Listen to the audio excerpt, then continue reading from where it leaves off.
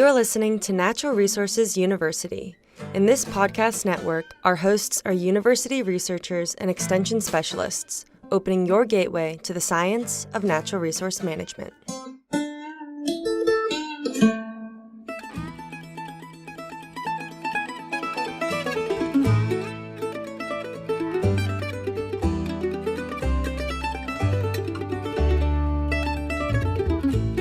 Welcome to Habitat University. This podcast is your source for the science behind wildlife habitat management and is part of the Natural Resources University podcast network. We're your hosts, Jared Brook. And I'm Adam Janke, and we're both biologists and extension wildlife specialists. If you're interested in wildlife habitat management or looking for ways to improve your property for wildlife, this is the podcast for you. So join us as we talk with researchers, managers, and landowners all about the latest research and the ins and outs of wildlife habitat management.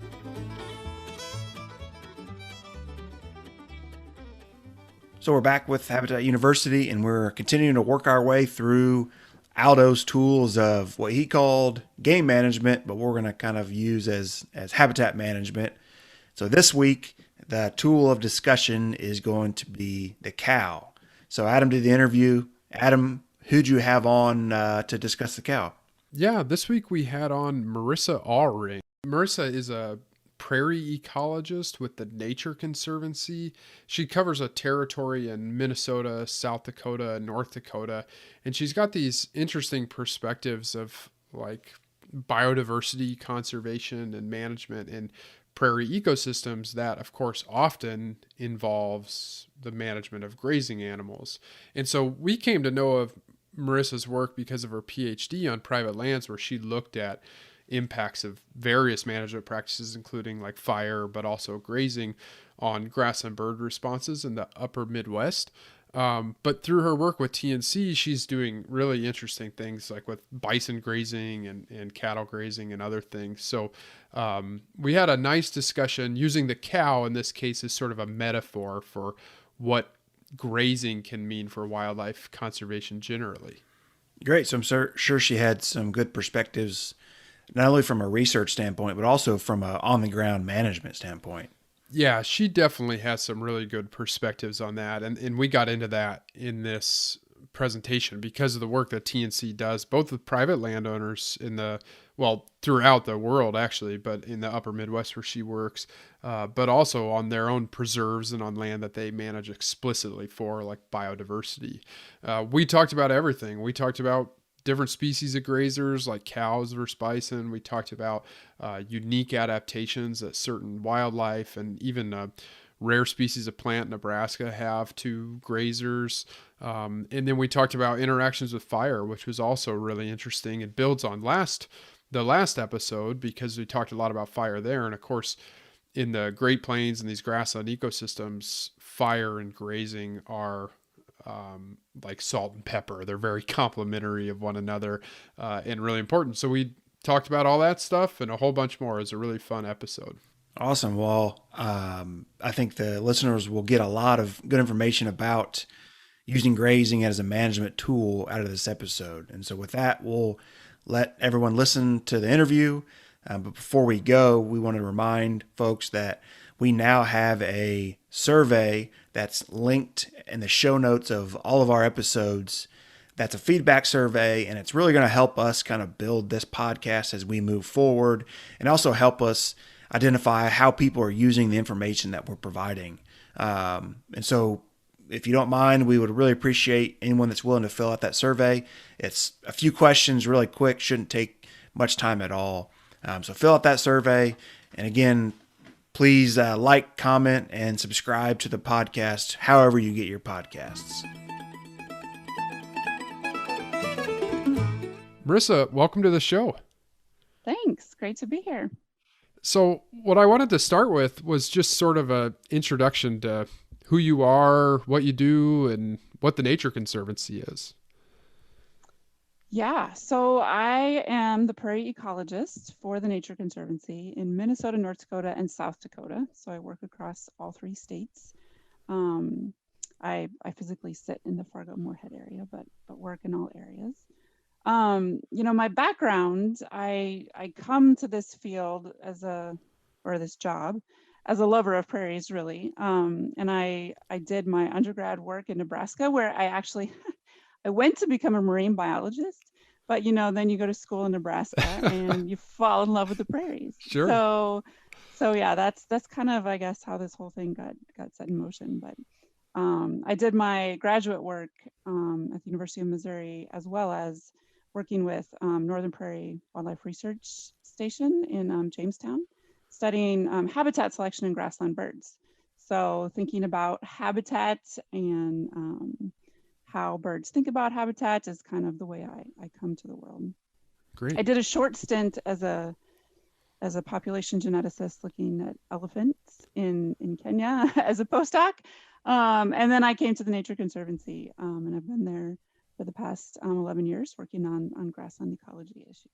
So. Wow. Okay, great. Thanks. So the Nature Conservancy is a global NGO, Yes. right? And Yep. so tell us more about what TNC does in the US and globally. Well, the mission of the Nature Conservancy is to protect the lands and waters on which all life depends. So basically, trying to save the world, save the planet. But yeah, so the Nature Conservancy is really focused on trying to build a world where both people and nature can thrive together. And that means different things in different places around the globe. Where I sit in Minnesota, North Dakota, and South Dakota, especially in the grasslands, it does mean working a lot with ranchers, with farmers, with private landowners and local communities, thinking about how we can do conservation actions that are going to benefit the people, their livelihoods, as well as the wildlife and the nature right alongside it. So that's I guess the big picture idea. Yeah, that's really neat. I like that expression of build a world where nature and people can live together. I do agree that when it comes to grazing and land stewardship, which we're talking about in terms of habitat management, but grazing and land stewardship generally is something that's going on around the world, where people derive their livelihoods on these landscapes and then use the revenue from that to improve their well-being and also have impacts on natural ecosystems. So that's why we were really excited to have you on the podcast and talk about these issues, because we think TNC has a lot of authority in this space, both in the United States and globally, and we admire the work that you did during your PhD and otherwise. So thanks for coming on. Yeah, thanks for having me. We wanted to start the interview. The way that we're structuring all of these interviews is with this quote from Game Management that was written in the 1930s by Aldo Leopold. And the quote goes, "The central thesis of game management is this: game can be restored by the creative use of the same tools which have heretofore destroyed it: the axe, the plow, the cow, fire, and gun." And in this episode, of course, we're focusing on the cow, and perhaps the cow just as a metaphor for grazing generally in wildlife habitat. But we wanted to start the interviews with sort of a history lesson. Like, what is the history of grazing and wildlife interactions in North America? And when Leopold said in the 1930s that game had been destroyed by the cow, what do you think he was observing and thinking about at that time? Yeah, I don't think he was thinking about game being eaten directly by cows. Sure. But yeah, it's a good question. And grazing in and of itself is a natural process in grassland ecosystems, around the world, but also here in North America. And so that takes a lot of different forms. The one that automatically that people sort of think about, especially in North America, you talk about what are the natural grazers is bison or buffalo, right? They were the big dominant megafauna grazing a lot of our grasslands. But there are lots of other actually grazers in the system, and they all played a role in consuming different parts of, the vegetation and in different ways. So, I mean, you can think about elk, you can think about pronghorn, but you can also think about smaller things like prairie dogs and, other types of small mammals, or even smaller things like grasshoppers, consuming the vegetation and really, herbivores, I guess you could say in general.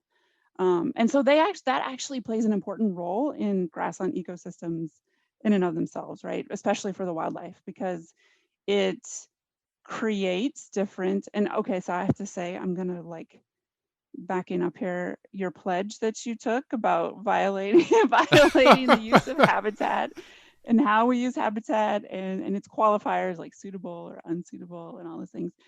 I'm going to try my best, but I can't promise I won't slip up and use it in the wrong way at some point. Same. But you're in good yeah. company. We're gonna all do that. Yeah. I totally get where you're coming from on that, but I do have a tendency probably to use some of those qualifiers in appropriate ways. But yeah, so grazing creates habitat for lots of different species in different ways. And all of the species in the grasslands, grazing was one of the most important ecological processes, but also fire and drought, and the interaction of those three things is actually what's, I think, really important in grassland systems. And the outcomes of any one of those in particular process is going to depend on what's happening with the other. So if you're having a drought with grazing, and then you have a fire, the outcomes of what that looks like on the ground are going to be different. And most of the species in grassland ecosystems were adapted to that dynamic, right? In different parts of those ecological processes. So I guess to start with, I want to say, when Aldo Leopold said that, grazing is a natural part of the system. But what happened was at some point, right, the bison were hunted to near extinction, and had nearly disappeared from our landscapes. And what took its place in a lot of cases was domestic livestock. So oftentimes cattle, but also in some places things like sheep and goats and other types of, grazing livestock. And essentially, what Leopold was observing in the early 20th century was really overuse. And what I mean by that is sort of excessive long periods of grazing with livestock at levels that were somewhat unsustainable or mismatched from the amount of forage that was being produced at that site. So really, when you're thinking about grazing and grazing sustainably, you have to kind of match and make decisions about, how many animals over how much space and how much time, which is sort of essentially like a stocking rate, right? And matching that to the amount of forage or the amount of vegetation production that's happening on that landscape. And so if you use if you're continuously using more vegetation than that's sort of being produced and can't regenerate, you start to see degradation in the system over time, right? So that can cause excess of bare ground. It can cause the plant communities to shift in terms of their plant community composition. And so you start to get different species on the landscape. You start to see a reduction in primary productivity, so then you get these sort of negative feedback loops. If you graze too much, you're going to reduce the productivity, and you continue to graze too much, you kind of end up potentially in a spiral, and that can lead to more soil erosion. It can lead to, soil compaction, less water infiltration, more runoff. And so those are some of the consequences I think that Leopold was seeing. And he was, at the time, I think, if I recall, mostly sort of in the western part, maybe even the southwestern part of these landscapes, where those ecosystems have lower productivity and so are also a little more prone to potential overuse, especially in years where if you go through a drought, like the 30s, where you've got cattle and you're not getting enough production, which was maybe fine a few years ago, but now it's mismatched to the amount that you're seeing. So I think a lot of that was at play, and they were seeing some degradation in, rangelands across the West at that time. And so caused a lot of people to blame the cow, which, whether it's the cow's fault or, just a storm of events that, and a learning process really in terms of how we need to be managing and using these landscapes. Yeah, and I bet we're going to definitely come back to the lessons that we've learned in understanding that. I like your point about how the cow essentially got blamed, because I do think that there's a tendency maybe, or there at least was a period where the recommendation for wildlife habitat management was to get the cow out of the system. And what I think you're saying is that we've since learned that that's not really true, because we're forgetting the important roles that grazers have always played. So that kind of leads me to my next question that I wanted to ask was, what are the noticeable differences between like the ecology of bison and and other sort of native grazers and the ecology of our domestic grazers that were introduced, since European colonization of the continent? Yeah, that's a good question. And I think a lot of times, at the surface, people see them as surrogates for each other. Oh, well, we used to have bison and now we just sort of insert cattle. They're and don't get me wrong, they're similar, but they're not the same. And they do have different sort of behaviors that translate into differences on the range. For one,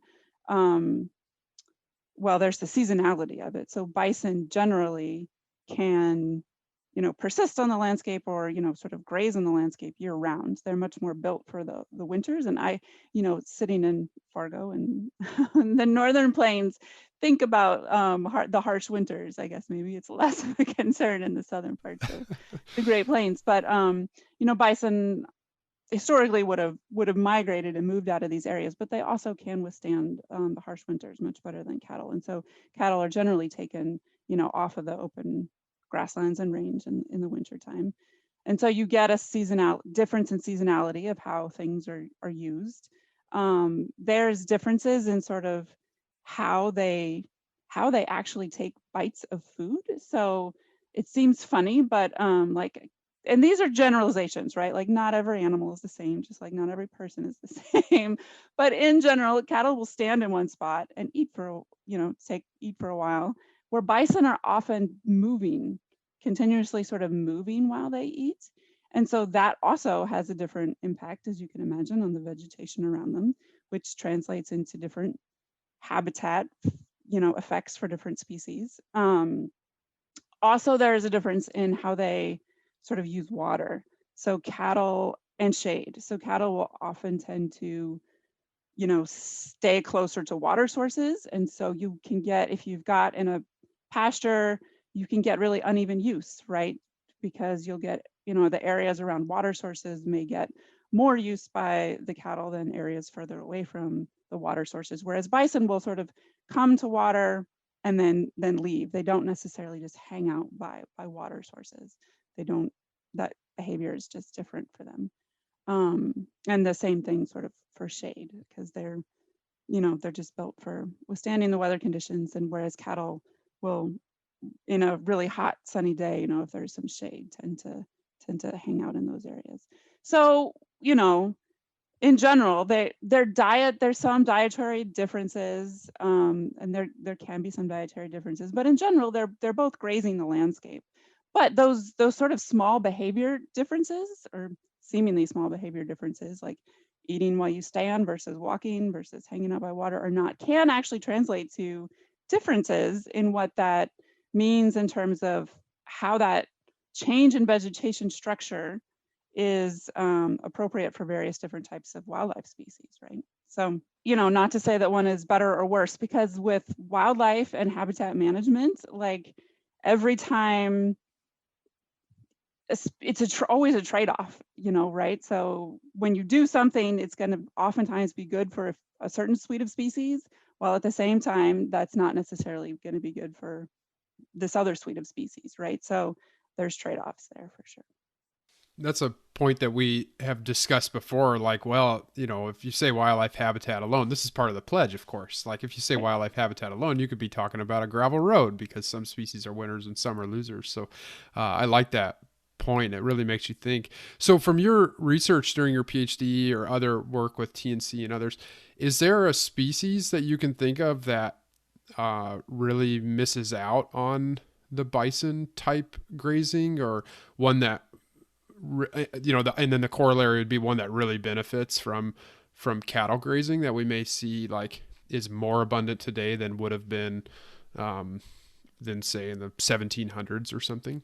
So that's tough. I will say there's a plant species that comes to mind, but then also I think it's, well, first I guess I'll go there. So I know this is not wildlife, but in particular, like there's an endangered species in like the Nebraska sandhills called the blowout penstemon, which really likes, well, and it's not, I guess it's not just bison, but it was adapted to essentially the other thing that's different between bison and cattle, which is related to this answer, I guess, is that bison wallow and cattle don't. And so, but they, they can create trampoline and openings. So you can get similar types of habitats, but the bison wallows really kind of opened up, like over time, they just create little patches of bare dirt where they're running or, rolling around, trying to kick up the dust and the way they do to try to, deal with flies and pests and that kind of stuff. But essentially it created, an opening when you're talking about vegetation succession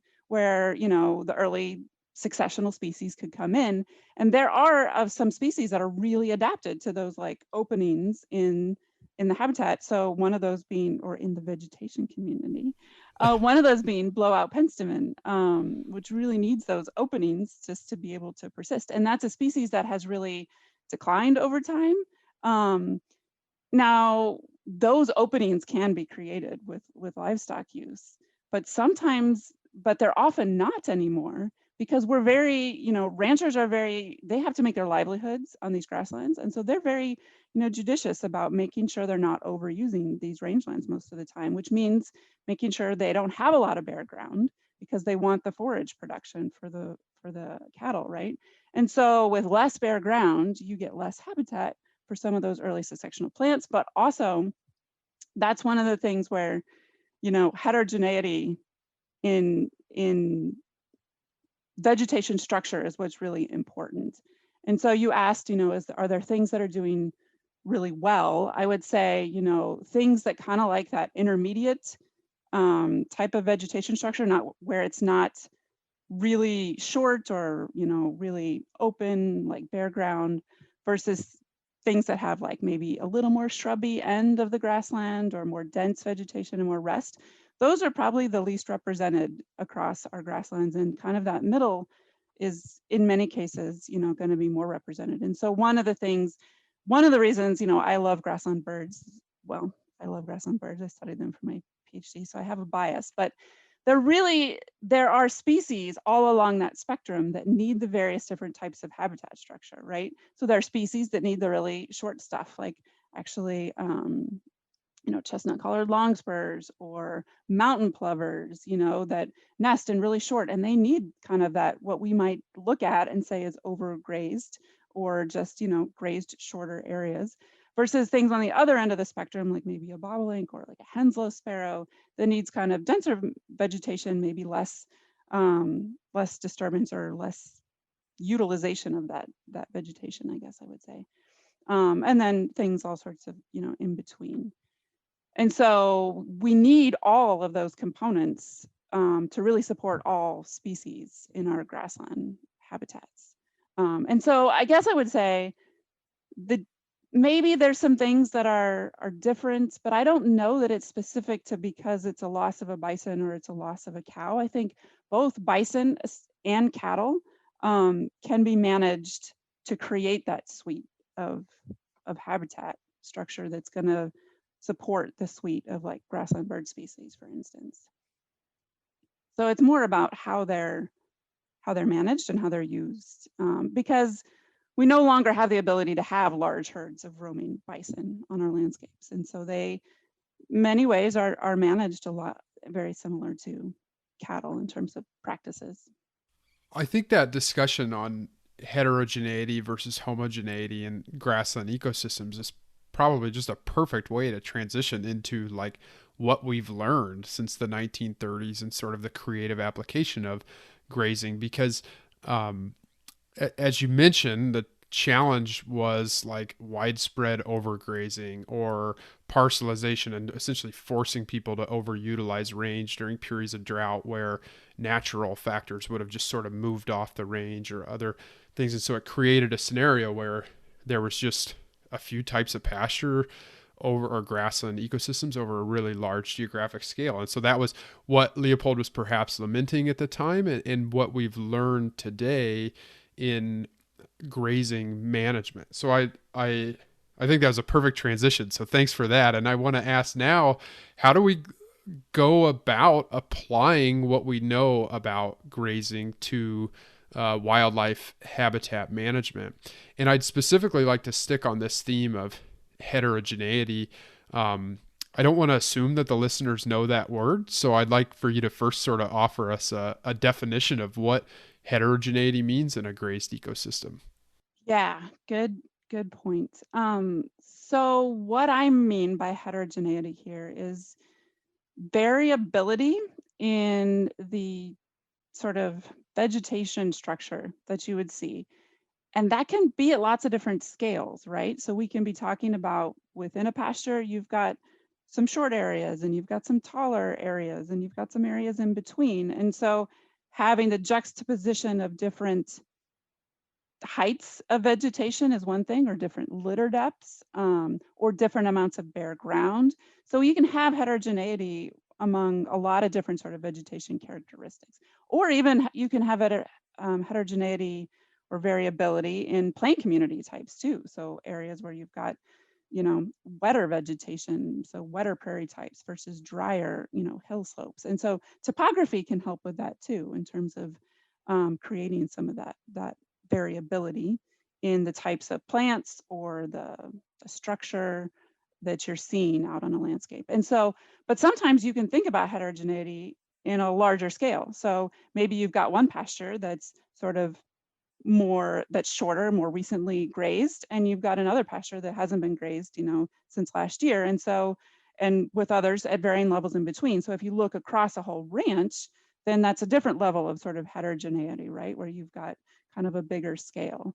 And really, we need probably some amount of heterogeneity or variability at probably both of those scales for wildlife. Yeah, that's a nice characterization. It paints a clear picture of what we may want any landscape that we're managing to look like. We wouldn't want it to have a uniform appearance, although oftentimes we're tempted to do so as if there were some right answer. And so I think that's something in the podcast that we're pushing back against, is this sort of like the myth of the climax community, or the myth of a clean ecosystem or a clean farm. Like, really what benefits the most wildlife, does the greatest good for the greatest number, is that diversity. So you can pick up, in your example, mountain plovers and sedge rushes in the same landscape if their range overlaps. I don't actually know if that's true. Do they overlap?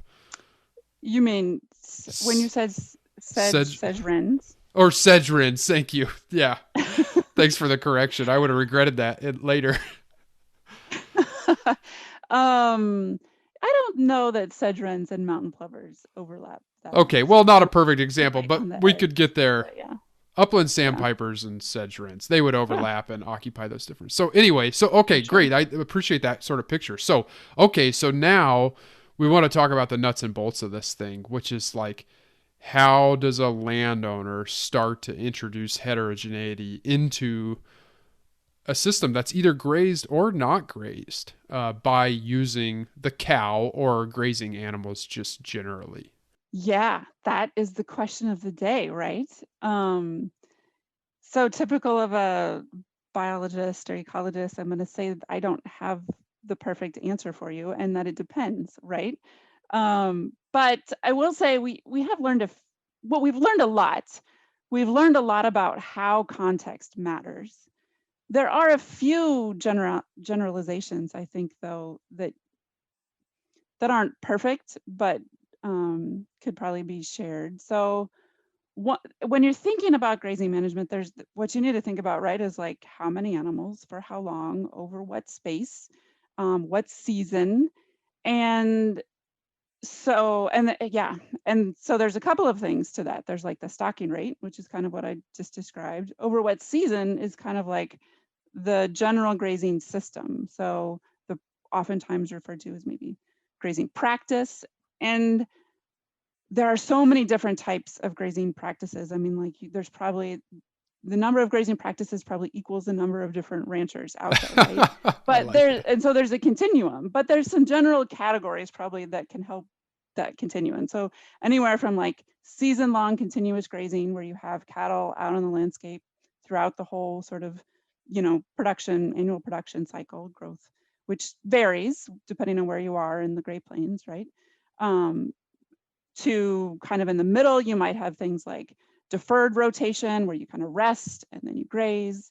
You have things like, and then all sorts of variations of rotational grazing. And that can take all sorts of different shapes and forms in terms of seasons and when and how long and how you rotate or how many pastures you rotate through. And then, maybe on the other end of the spectrum, you get towards like high intensity, short duration types of grazing practices. But even those generalizations have a lot of variability within them. And so one of the questions for wildlife has been, and for grassland birds, which is, I will say, my bias and where I've thought about this the most, is, well, is there a particular grazing practice that we can recommend? But it seems like from a lot of the research that's been done, it's not so much about the grazing practice, like whether it's continuous, like whether they're out there all year or whether they're, out there for short amounts of time or whether they're rotating them, as it is about the stocking rate. So you can use different practices and have the same stocking rates. And so what's generally been seen is that it matters more about how many cows you have out there and for how long, more so than it does like how you're rotating them or maybe how long. I guess, how long matters in terms of space and number of animals, but in terms of like season long versus rotational. So that is, I guess, one kind of generalization that's been seen. It's like, well, how you get there, the grazing practice you use is probably not nearly as important on the outcomes for the vegetation and for the wildlife as it is in terms of the stocking rate. There's more of a relationship there between the impacts on the wildlife. And that kind of makes a certain amount of sense, right? Because it's the stocking rate that's going to really impact how much forage is consumed and therefore the impact on the vegetation structure itself, which is generally what's impacting the wildlife. So the change in how tall it is or how much litter there is on the ground or, how much bare ground is there is what the wildlife are generally cueing in on. So, beyond that, sort of generalization, I would say, context really matters, and what species you're talking about, and so that really may make a difference sometimes in terms of when you graze, depending on its life history. And some species are going to need, like for instance, prairie grouse are going to need lots of different parts of. They have different life history needs and they need different vegetation structure for different parts of their annual life cycle, right? So they're going to need shorter areas for lekking. They're going to need denser areas for nesting cover, and they're going to need something probably in between for, brood rearing habitats. And so needing some juxtaposition of those different heights of vegetation is going to be important and may matter for different times of year, right? Lekking habitat is early, at least in this part of the world, is like, March, April, whereas they're not going to be using that sort of really short stuff later in the summer. So there is a timing aspect depending on what your objective is, which wildlife you're trying to sort of create habitat for, and where you are in the Great Plains. It's also going to matter in terms of what that looks like and how much rainfall you get. So there is a lot of context dependence in terms of like making those decisions. We've spent a lot of time talking about like grazing within a production operation and how maybe some changes within a production operation could be made to benefit wildlife. And I think that's, of course, really important in the Great Plains and on privately owned lands where people's incomes are derived from the land. I'm curious what your thinking is on taking land that, for example, we maybe set aside for wildlife, like wildlife refuges or private land where the landowner's primary motivation is wildlife habitat management, and how grazing could maybe be introduced into those places. Like, what are some examples of areas where landowners that are just interested in wildlife could use grazing as well and introduce it into their system? Yeah, so that's a really good question. And in terms of thinking about what I guess, are you asking more about like sort of what we might call conservation lands in general? So lands that are kind of set aside for where their primary objective is not livestock production, but wildlife Right. benefits. Yep. Yeah. Yeah, so I obviously spent a lot of time thinking about about that in relation to our preserves at the Nature Conservancy. And so we actually did a study a few years ago at one of our preserves in kind of southeast North Dakota, where we've got a Nature Conservancy preserve kind of embedded within the Cheyenne National Grasslands, which is also Forest Service property. So you might lump it in with conservation lands, but is leased, right, for grazing, and lots of private livestock operators are using that for livestock production as well. And so we said, well, what we sort of asked the question is like, well, you know, in some ways, kind of what you're saying is like, what would the role of our conservation lands be in the context of this larger sort of landscape that's being more utilized for livestock production, and how can we most benefit wildlife? Because the livestock grazing that's happening on the Forest Service property, it's going to be benefiting a certain suite of wildlife with the potentially with the higher grazing intensities. And so if we reduce the grazing intensity on our properties, can we benefit, you know, a different component of the suite of wildlife for this landscape?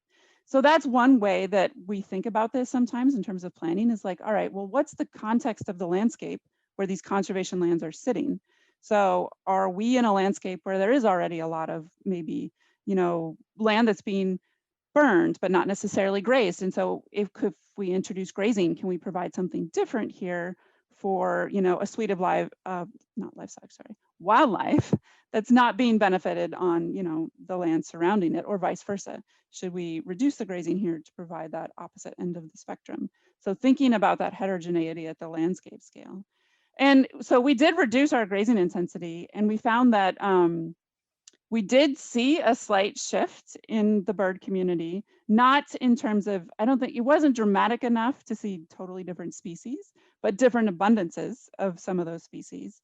But in general, we found that at least within the range of stocking rates that we were, grazing intensities that we were looking at, that grazing was actually benefiting most of the species we were looking at kind of all of those levels of use. The really interesting thing out of that, and it was sort of humbling, I guess, in a way, is that we had it was a 3-year study, and we had very different precipitation in the 3 years. And really what drove differences in the bird community was the amount of rain that we got in any given year. And so, you know, it's just a reminder that like grazing, and we can do all that we can for management, but then when it comes down to it, other like Mother Nature and how much rain we get in any given year is also going to play a really big role in how those outcomes translate into wildlife benefits. So you know, I think when it comes to, I think there are lots of opportunities for conservation lands to think about grazing. And in the research that we've done, we've generally found that, especially in the tallgrass prairie, where there is potentially less grazing on conservation lands sometimes, at least in this part of the world, in the northern tallgrass prairie, grazing can have positive benefits for a lot of the grassland bird species, especially some of the ones that we see as declining a lot. And I think it's partially because when you're talking about tallgrass prairie, the species that are sort of declining, well, a lot of the species are declining, but some of those species that are declining a fair bit need potentially shorter vegetation. And so some of that grazing can actually help foster habitat for those species in those areas as well. That was very interesting, everything that you shared there. And I also appreciate your point about the humbling nature of how environmental conditions just have an impact as well. And it just makes me think back to your introduction about how you talked about in these grassland environments, fire, grazing, and drought are the 3 primary disturbances. And we're talking specifically about grazing and fire. But we do, of course, have to remember that some of those things are outside of our control and that that's going to have impacts on our outcomes every year. So yeah, it's a really neat perspective and a cool insight from your study. So I have two more kind of directions that I want to take us, and why don't I just throw them out on the table and then we'll go from there. So one direction I want to take us is like just your thinking on how grazing lands sort of incentivize natural land stewardship, especially in landscapes where row crop agriculture may prevail. And so that's kind of one thing I want to talk about, which is, I think, big picture. The other thing I want to talk about is like really in the weeds, like the act of letting the cows out into the pasture, or the act of letting the cows out into the natural area. And so I think what I want to do is first, let's steer into that like in the weeds thing, like with some really specific examples of applications of grazing animals in wildlife habitat management. And then we'll come back to that big 10,000 foot view thing to wrap the whole thing up. And so my first question is grazing in invasive species. I think that's something that we see a lot of down here, and I saw that in the East, and we're seeing more and more, like even in forested environments, using grazing animals to manage invasive species. So what's your thinking on that and your experience with that as a habitat management tool? Yeah, grazing is, I think, can be a super valuable tool for invasive management. And so I think about this piece in particular, mostly on our conservation lands, as opposed to, sort of a livestock production point of view. But so that is one of the main reasons sometimes that we will engage in grazing on certain preserves, or in how we implement the grazing. So even if we do grazing on our preserves regularly, we will often think about, all right, well, we've got a particular invasive species. And honestly, the three that come to mind, I guess, somewhat for cattle in particular, and thinking about that are two cool season grasses we really struggle with in the northern Great Plains or northern prairies is Kentucky bluegrass and smooth brome, which tend to become really dominant. And when you start to get a really big dominance of those two cool season grasses, that is not good for wildlife. It is not good for plant diversity or anything there up the food chain, right? So we have really tried to think about, and we actually have a long-term adaptive management project that's really focused on thinking about how do we use both grazing and fire to reduce these two species.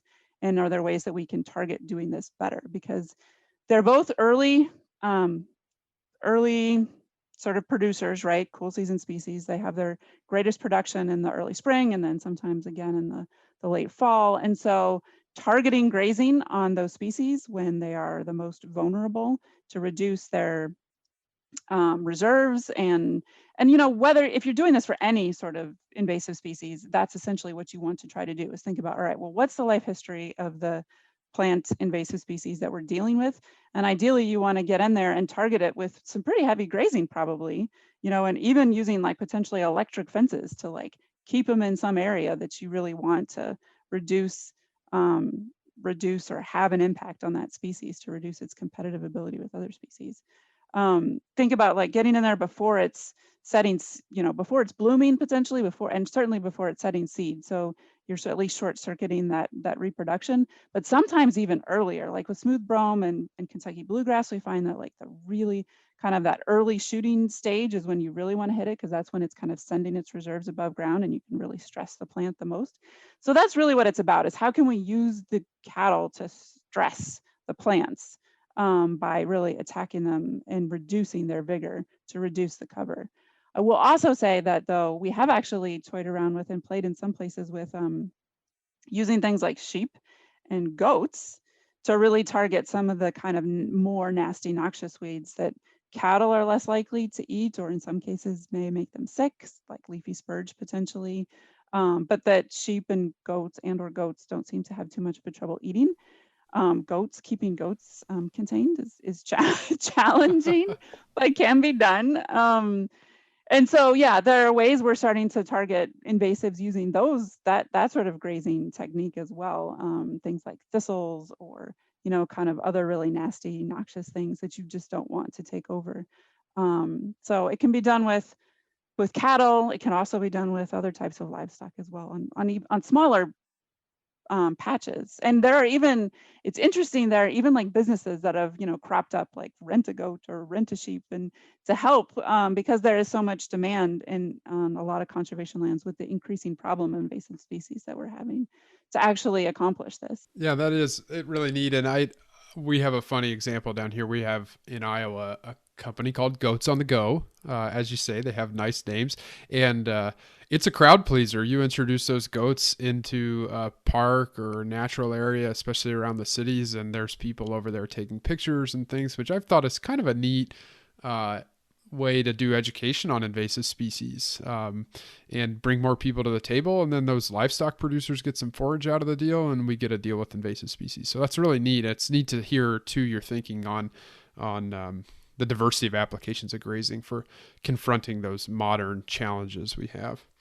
Okay, I have one more like super in the weeds question that might be a totally stupid question, but I've run into it enough that I feel like I'm just going to ask it and hear your thinking on it. Is what about like trampling and concerns? At the top of the show, you made a joke like, yeah, cows don't eat wildlife, like they're not, killing wildlife directly, but they've, Leopold talked about them impacting them.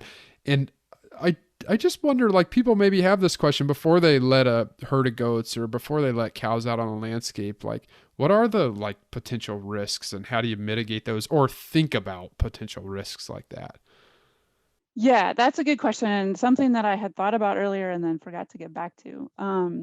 So to amend my statement earlier that cattle are not eating wildlife, I do think that I have heard, like, there are a number of nest studies, camera nest studies now out there, and I guess I can't say this for sure, but I feel like I've heard anecdotes of actually cows eating eggs or eating a nestling occasionally in a grassland bird. So that's not to say that cows can't eat wildlife. Sure. Yeah. I'm Yeah. sure it occasionally happens, but I don't think that's a major part of nest predation. However, to your question specifically about trampling is a very good one because it does come up a lot. And I will say that it's a little hard to quantify, but where it has it from a bird nesting perspective, that's where I feel like the data is most, there is the most data on actually trampling. And even there, it's somewhat limited. But from what we can tell, it happens, but it's relatively uncommon for where it's been studied. So for instance, I think, and I actually wrote this down because I'm terrible at keeping numbers in my head, but this is an important point. And there was a sort of meta-analysis or summary of grazing studies in Canada that looked at like over 9,000 nests and found that trampling was actually was like 1.5% of those nests were actually trampled in those graze studies. So, and in general, that's sort of what we see in the reporting when it's trampled. It's a relatively minor part of nest predation. Now, that's not to say there aren't interactions, other types of trampling interactions for like invertebrates or insects or butterflies or, even eating a vegetation that have, butterfly eggs or, whatever. But I think it's, in general, that piece of it is, the direct effects of the cattle seem to be less of a concern. So trampling is a valid thing to be concerned about, and especially on the high intensity side of things. And so actually I have a study going on now with colleagues at Ducks Unlimited and at University of North Dakota, where we're actually looking at high intensity, short duration grazing, where you've got basically the point of that is to consume or trample all of the vegetation in this grazing practice before you move on to the next. So you have a lot of cows in a fairly small space for a small amount of time. But the key is you have a long rest period between when it gets revisited. And so part of the question is, I don't think anybody's looked quite as closely at how trampling might affect birds or ground nesting birds in that type of system where you've where clearly the goal is actually trampling or consuming everything. And so that's what we want to try to look at. We've only had our pilot season last year, amid the challenges of field seasons last year. So to be determined, but that is one of the things we want to look at. And in general, it's not just trampling. We kind of want to look at like, all right, we haven't seen differences by grazing practice, but this is a grazing practice that is different enough from other grazing practices that it'd be interesting to see, like, how does this really long rest period with in addition, like the heterogeneity, the variability that this is going to create spatially and temporally. Because if you can imagine, if you've got a big ranch and you take small pieces and you kind of rotate it, you're going to get this like temporal and spatial vegetation structure gradient, right? From as the short stuff is always there, but then it starts to regrow. And so you can imagine you can get maybe a lot of benefit in terms of vegetation difference across the ranch. And if you have long rest periods, maybe that allows for birds to have enough productivity and compensate for any trampling that might happen. We don't know the answer to that, but that's kind of one of the hypotheses that we're trying to look into there. So yeah, that's really interesting. That sort of answers the question in a number of ways, and yeah, points out that probably in the end that the benefits outweigh the downsides. So if a landowner's reluctant maybe to enter into a grazing, I think they can consider all the positives you've raised about the impacts of grazing on vegetation structure, and maybe sounds like safely assume that the negatives won't outweigh the positives. So thanks for that discussion. Yeah, it's funny.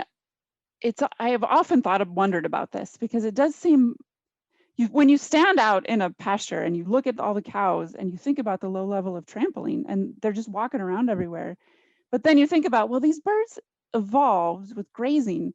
And so you just got to wonder, like, so that's where I started my PhD, was thinking about how are birds like selecting habitat and what cues are they using to decide where to put their territory or their nest. And you just got to wonder if they haven't cued in on something that sort of helps them put their nest in a place that will somehow reduce the chance of being stepped on. I have no idea, but makes you wonder. I've always wondered if the cows are maybe avoiding the nest too. Yeah, that could be too. You think of a cow out there just like bumbling around, but like, I don't know, maybe they don't want to step on a nest. Like, not like for any sort of like not to anthropomorphize, like say they're compassionate, but like, I don't know, they probably don't want to step on rocks either, or step on other things that are out there. So maybe something in between the two, or yeah, you do think those birds have been living with really big animals for as long as they've been in North America. So surely figuring it out. So very interesting. Okay, so now we're back to that fork in the road that I mentioned. Those were my two in the weeds questions about grazing. And now I want to just sort of ask this last question, which is like, what do you think about the net positive? We started the discussion and you mentioned that maybe the temptation was to kick the cows out because they had hitherto destroyed game range in Leopold's assessment. And I think you've definitely showed us that that's very much not the solution. And the solution is rather to work with grazing animals to manage vegetation. So I guess, what is your thinking on just the overall impacts of grazing and sort of achieving wildlife habitat and working landscapes, especially where the temptation to convert grasslands into row crop agriculture may be really strong? I guess the way you ask that question kind of throws me, because I'm like, the incentives, the ability of grazing to, sort of maintain wildlife habitat. But I mean, I guess it's the grazing, but really I think it's in general, it's sort of the livestock production side of things is sort of how I think about that. So I do think that ranching has a lot of co-benefits for grassland ecosystems that you don't get with a row crop agriculture. Now, we still need to feed people and we still need to eat and we still need row crop agriculture, but yes, I think there are a lot more co-benefits to grassland wildlife for grazing. And I think there are a lot of opportunities there and I think it's hugely important to think about like the role that the private landowners play and that livestock operations play in general in sort of grassland conservation, because a huge part of the Great Plains is privately owned and really is what's currently kind of protecting a lot of our grasslands, and is going to be that way into the future. And so, I think it's important to think about ranchers as stewards of these lands and important stewards for grassland ecosystems. I think it's not only important, I think it has a lot of benefits, not just for various wildlife species, whether it's game species or, songbirds or pollinators. I mean, all of those things are true. But also other human benefits like storing carbon in the ground, as well as, water storage. So, storing water infiltration and reducing, runoff. So the soil health benefits are also, I think, really important for these in these operations. So I don't feel like I answered that question of yours very well, but I do think we can't ignore the role and the importance of that in grassland conservation. Oh, I think you nailed it. That's exactly sort of the way I think about it, is that we wildlife biologists and wildlife habitat managers have a lot more in common with the grazier than we may realize at the surface. And although maybe sometimes there's challenges, and we look at a graze system, we should remember that there's all these benefits that accrue to wildlife, both directly, like provisioning of habitat for grassland breeding birds, or indirectly, like you said, cleaning the water or sequestering carbon or building and retaining soil and soil health. So I really appreciate your discussion on that. So I think that's sort of wrapping up. I wanted to ask if there was anything you wanted to talk about, or any other things that we maybe missed that you think we should think about when considering the cow and wildlife habitat management. I do think that the cow itself gets sort of villainized sometimes, not always, but in conservation circles, and I don't think that's a fair portrayal. And so I do think that there is a need to maintain that on this landscape, because not only is it providing food for people, but like I said, there are so many co-benefits to these operations. And I think there are so many mutual wins in thinking about ranching and thinking about, wildlife and conservation, that it's hugely important that we work together in those instances. And that's not to say that I think, like I said earlier, I think it's important for conservation. Conservation lands are still important there too. And sometimes grazing on conservation lands is important for the wildlife there. But also it's important to think about the context and, what role should those conservation lands be playing in the landscape in which they're positioned? Like, what can we provide here that's complementing, in terms of wildlife species where their habitat isn't being represented elsewhere? How can we provide that on our conservation lands in this landscape? But so I guess what I would say is like working in conjunction and in partnership in these landscapes with the ranchers and livestock operators to make sure we're providing, the most benefit to the wildlife on the landscape that we can. I think that's a perfect place to lead it. I really appreciate you taking the time to join us on the podcast here, Marissa. Yeah, thanks for having me. It was fun. Habitat University is hosted by Purdue Extension and Iowa State University Extension and Outreach, and is part of the Natural Resources University Podcast Network. The network is supported by the Renewable Resources Extension Act. If you liked Habitat University, subscribe and listen to the other podcasts in the Natural Resources University Podcast Network. Iowa State University and Purdue University are equal opportunity, equal access, and affirmative action institutions.